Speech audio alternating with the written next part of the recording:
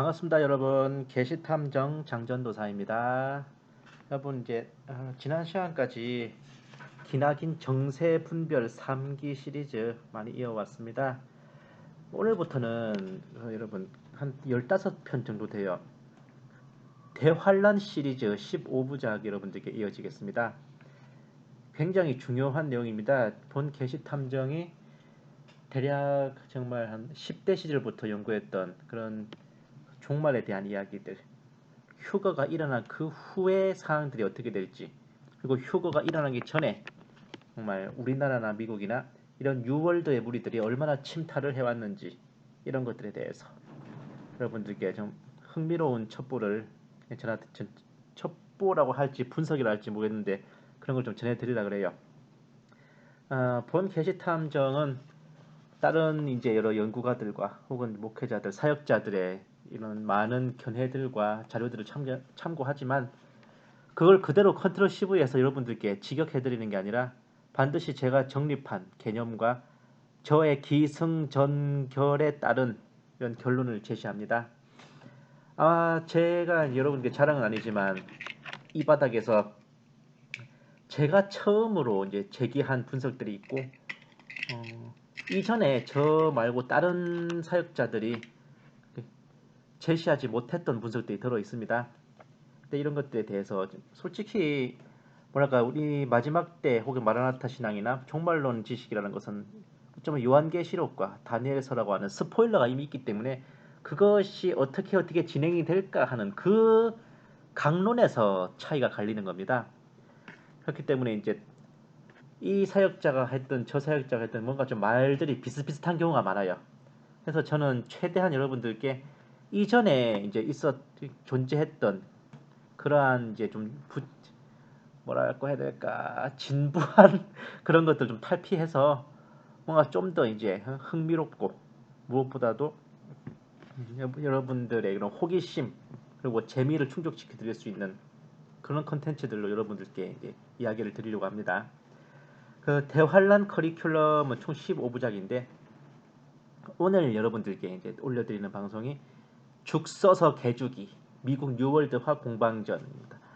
이 다음 편은 이제 동방의 등불 한국 뉴월드화 공방전 이어지고 그 다음 편은 이제 인육 시장의 허와실.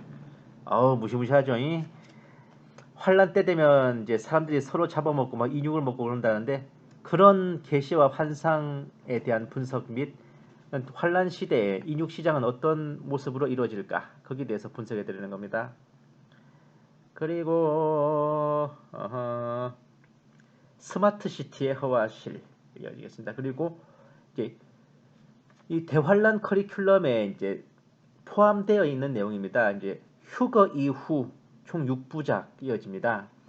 그 첫 번째는 이제 10개의 뿔과 세계정부 10대 구역, 두 번째는 멸망의 아들과 동방의 왕들 상편, 세 번째는 멸망의 아들과 동방의 왕들 하편, 다음 이제 휴거 이후 네 번째는 대한민국은 신세계 질서에 복속되는가 상편, 그리고 5부는 그 대한민국은 신세계 질서에 복속되는가 하편 이어지겠고 마지막 휴거 이후 6부는 끝까지 전쟁이 있으리니 라는 제목입니다.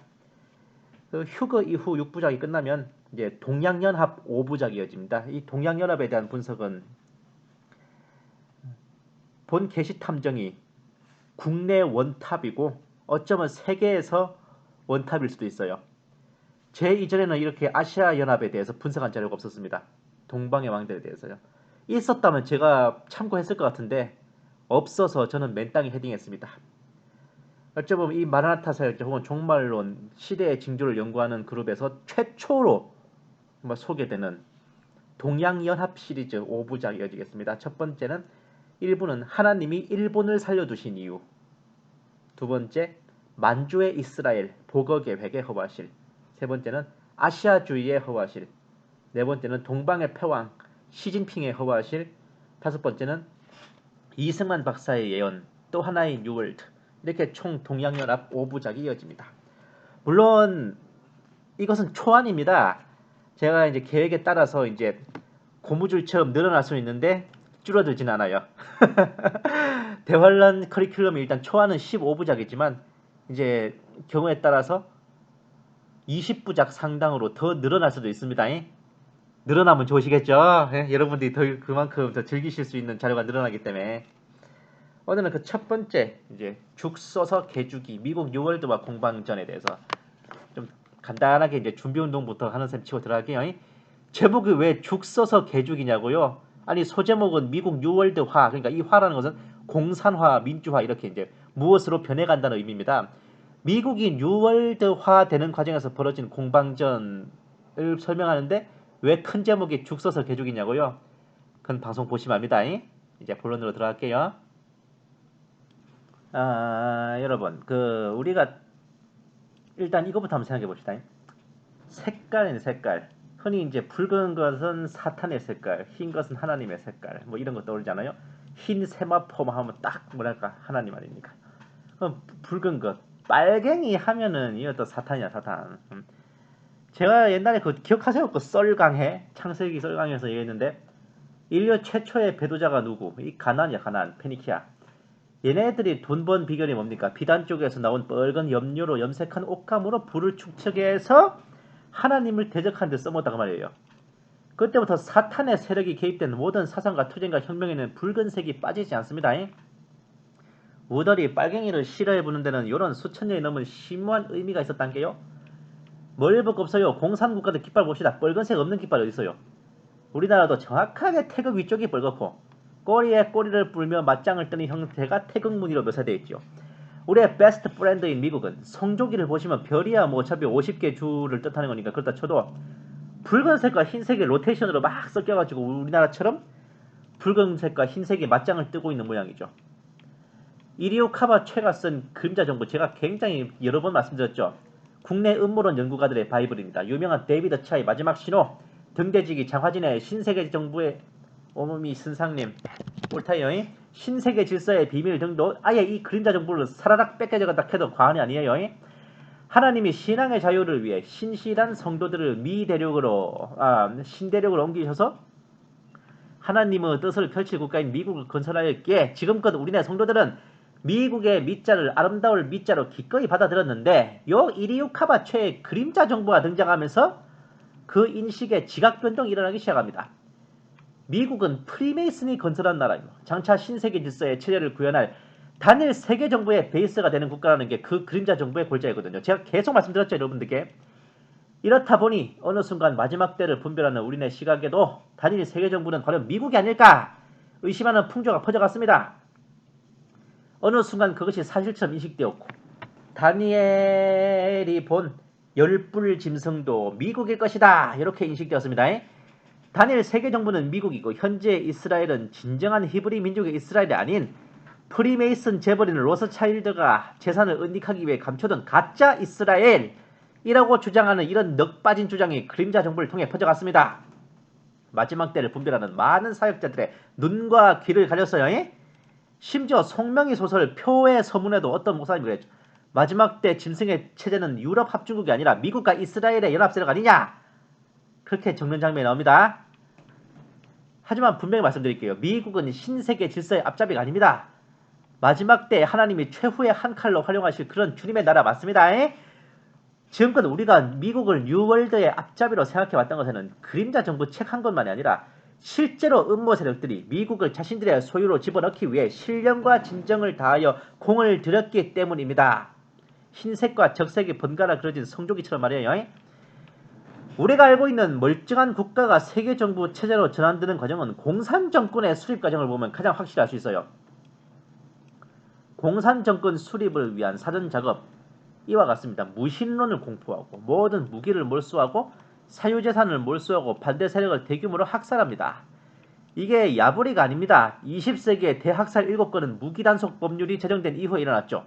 터키, 소련, 우간다, 독일, 중국, 캄보디아, 과테말라 등등 이런 식으로 학살된 인원이 대략 5,560만 명가량이 됐습니다. 캄보디아, 중국, 터키, 소련, 공산주의 국가들입니다. 우간다도 그렇고요. 소련의 경우에는 공산정권이 수립되고 개인 소유 무기들을 몰수한 뒤 1937년에 시베리아의 강제노동 수용소 굴락을 설립했어요. 고문과 강제 노역, 재판 후 처형, 나치 독일의 경우 1933년에 비밀 수용소를 세워 반대파들을 대규모로 가두고 죽였죠. 그럼 이 사례를 미국으로 적용시켜보자면 과연 일루미나티의 음모 세력들은 미국을 이러한 체제로 바꾸기 위해 어떤 노력을 해왔을까요? 미국 내에서 민주주의를 말살하고 이런 뉴월드의 경찰국가가 수립되려면 이런 요건이 필요합니다. 언론 검열, 총기 단속, 사유재산 통제, 가족 통제, 지역 교회 통제, 표현의 자유 통제. 이게 표현의 자유라 되어 있죠. 예? 요것이 뭐냐면 이게 옛날에는 이게 뭔지 몰랐는데 바로 표현의 자유가 말살되면 차별금지법입니다. 바로 총기 단속이 총기 규제법 통과 이렇게 되면 되는 거죠. 요 두 개가 뭐 빠지게 중요합니다. 사실 차별금지법만 통과돼도 국민 표현의 자유, 그 민주주의는 말살됐다고 봐야 돼요. 덧붙여 제보와 소문만으로 긴급 체포가 가능한 체제입니다. 이를 위해 1962년에 미국 대통령 케네디가 미국 행정명령에 서명했죠. 여기에 포함된 내용은 뭐이? 주야를 불문하고 예고 없이 군대가 민간인의 집에 침입하여 재산과 물품을 몰수하고 거주민들을 강제 수용소로 압송할 수 있다는 사항입니다. 이거 처음 들어봤죠? 존 F 케네디가 일루미나티 세력에 삐딱하게 굴렀다가 총살당했다 해서 제가 이 양반을 뉴월드에 대항하려 한 호걸이라고 그다지 생각하지 않는 결정적인 이유가 바로 이것 때문이에요. 이걸 설명해버렸거든. 이후로 진행된 미국 뉴월드화 책동은 다음과 같습니다. 짜잔. 1962년 미국 대통령 케네디가 미국 행정명령에 서명한 이후 78년 미 연방재난관리청 피마가 창설됐죠. 88년에 미국 전역에 피마 수용소가 설치되고 94년에 개인 총기 미반납자에 대한 사살 허가 명령이 내려졌습니다. 이게 무슨 말이냐면은 개인 총기를 만약에 총기 단속법이 지정될 경우 개인 총기를 순순히 반납하지 않는 사람에 대해서 사살해도 좋다는 허가 명령이 먼저 나온 겁니다. 그러니까 이제 총기 규제법만 나오면 끝인 거예요. 이게 94년에 일어난 일입니다. 미국 내 이슬람 불교 무신론자로 이루어진 준군사 조직 1만 7천 명과 피마 휘하에서 주민 통제에 나설 러시아 출신의 준군사 조직 8천 명이 이 시기에 편성되었죠. 미국 내에 무슨 러시아 군인들이 있다 막 이렇게 나오잖아요. 근데 이게 엄밀히 따지면 미국 정규군이 아니라 전쟁 대행 주식회사 소속의 용병들입니다. 이들이 준군사 조직들이 바로 여차하면 피마와 미 국토안보부 수하에서 주민 통제와 총기 몰수에 나설 별동대 특공대죠. 이렇게 어느 정도 미국을 일루미나티의 선발대로 만들 판을 잘 깔아두었다는 확신이 섰나 봅니다. 미 외교안보협의회 CFR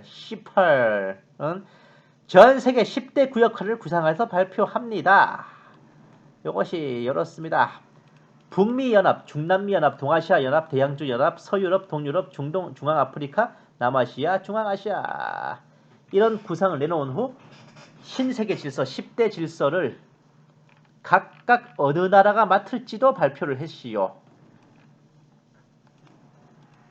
정치 질서는 미국, 농업 질서는 칠레, 교육 질서는 한국, 와우 한 자리 맡았습니다. 그것도 넘버 3. 환경 질서는 호주, 경제 질서는 유럽, 노동은 폴란드, 자원은 아랍에미리트, 통신은 인도, 사회 질서는 남아공, 산업 질서는 카자흐스탄.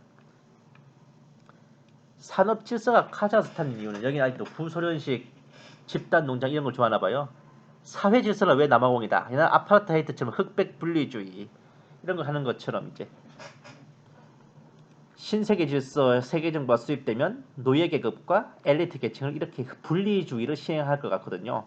인도가 굉장히 IT 통신이 발달했죠. 교육 질서, 국민들을 가장 신속하게 개돼지로 만드는 그리고 엘리트들은 스카이 캐슬에 앉아서 가는 그런 교육 질서가 있기 때문에 우리나라가 신세계 질서의 교육 질서 담당국입니다. 한 가지 고마운 건 있어요. 일루미나티의 신세계 질서 계획에 우리나라가 교육을 맡기 때문에 절대로 우리나라가 북한한테 적화 통일은 안 당할 거예요. 왜냐 그렇게 되면 일루미나티의 계획에 차질이 생기니까.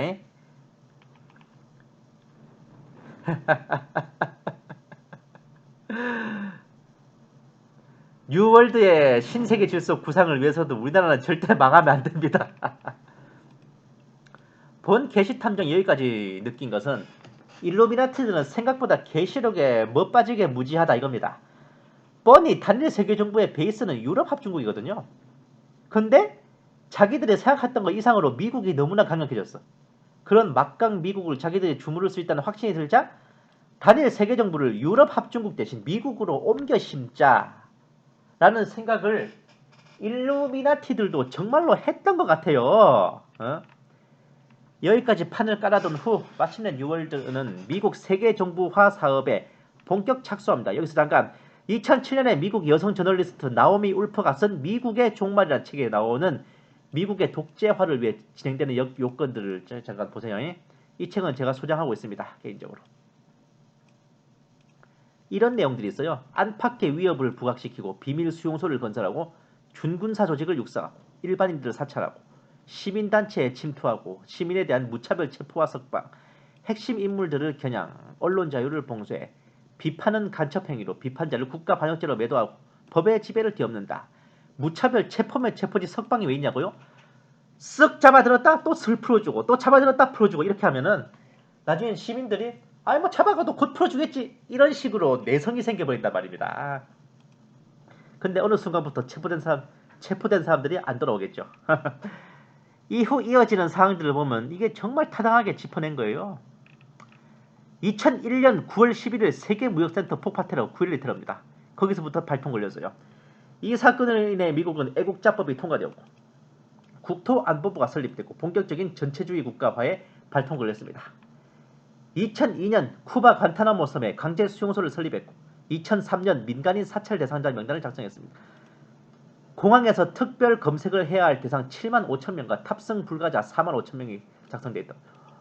멕시코 국경과 캐나다 국경을 넘는 거 말고는 미국 떠날 수 없는 출국 금지 대상자가 12만 명이 지금 명단 작성이 됐단 말입니다. 어떤 사람들이겠어요? 이런 사람들이. 2006년에는 군사위원회법이 통과됐습니다. 민간인이라도 테러리스트로 판단될 경우 군법으로 처단할 수 있도록 법률로 제정됐고 원래 군법은 군인한테만 적용하는 법이에요. 민간인한테는 적용할 수 없습니다.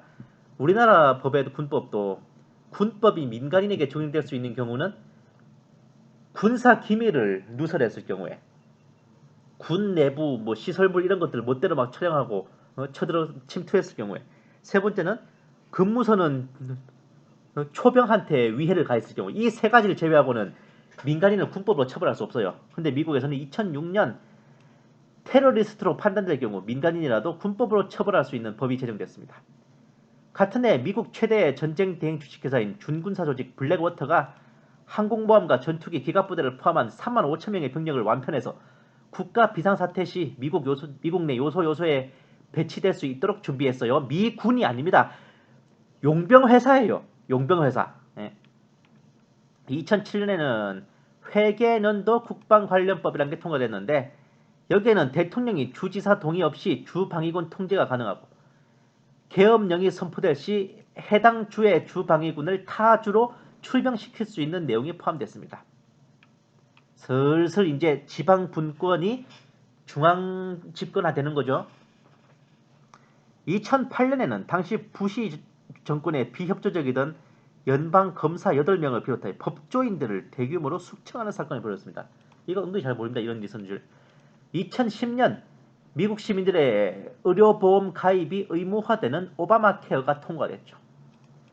여차하면 의료보험을 핑계로 베리칩이 의무화될 수 있는 베이스가 마련됐어요. 왜냐? 의료보험 가입 안 하는 놈들 끌고 가면 될 거 아니에요. 그리고 2015년에는 그 끌고 갈 수용소가 완성됐죠. 피마 수용소 600개소가 완공되어서 불순분자 2,500만 명을 수감할 수 있게 됐습니다. 흔히 알려진 국토안보부에 의한 총알 30억 발 싸제기와 자동소총 7,000정, 장갑차 2,700대 구매 등 정부는 강력히 무장하고 시민들의 무장력은 약화시키는 각이 바로 이쯤에 추진된 거예요.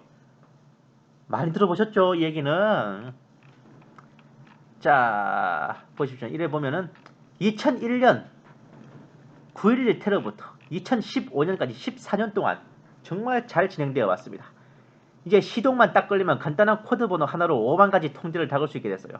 각각 코드 번호대로 한번 보시겠습니다.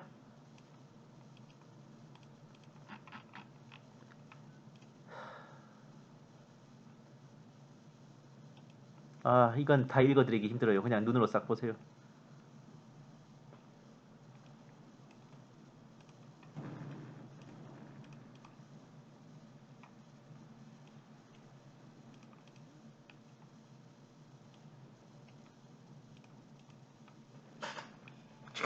무시무시하죠. 예?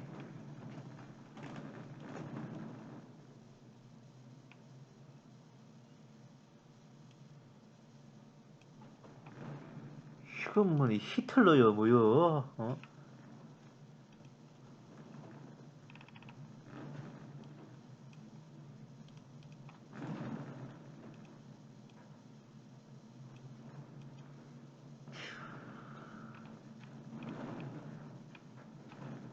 스타워즈 에피소드 3 영화에서는 이 정황을 Execute Order 66, 바로 오더 66이라는 명령으로 비유를 했습니다.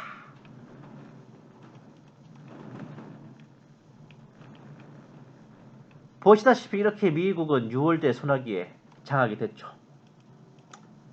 단일 세계정부의 주력이자 베이스로 신세계 질서 구현에 앞장서게 되어야만 했던 것 같은데, 하나님께서 예비하신 단 한 차례의 반격으로 말짱 도로묵의 나가리 황.